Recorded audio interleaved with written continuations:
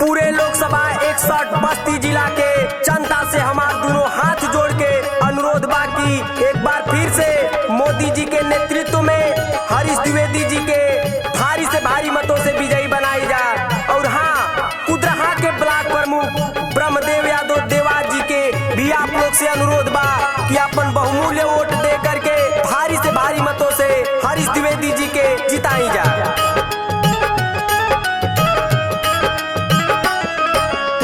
जनता के जानवा हवे हो परानवा, बस्ती जिला के हो सनवा। जनता के जानवा हवे हो परानवा, बस्ती जिला के हो सनवा। हरीश द्विवेदी चाचा कहे नौजवानवा, बतिया कहेला किसानवा, तू ही हवा सबके धड़कनवा। हरीश द्विवेदी चाचा कहे नौजवानवा, बतिया कहेला किसानवा, तू ही हवा दिल के धड़कनवा।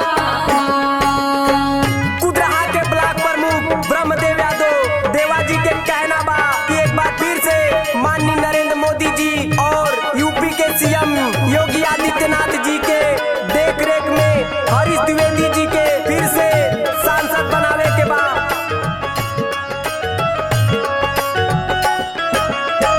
गरीब के मसीहा तू सहारा बेसहारा के नारा लेके चलेला मोदी के विचारधारा के।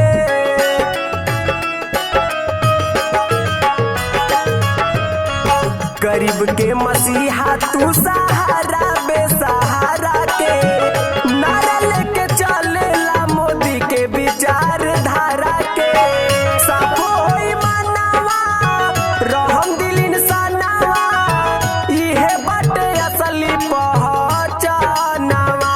हरीश द्विवेदी चाचा कहे नौजवानवा, बतिया कहेला किसानवा, तू ही हवा दिल के धड़कनवा। हरीश द्विवेदी चाचा कहे नौजवानवा, बतिया कहेला किसानवा, तू ही हवा दिल के धड़कनवा।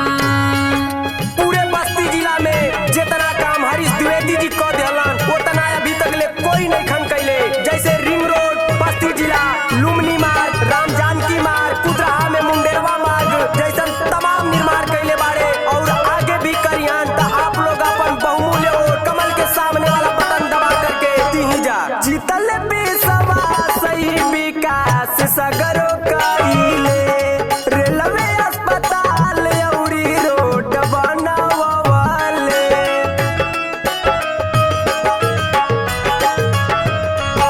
जीतल बी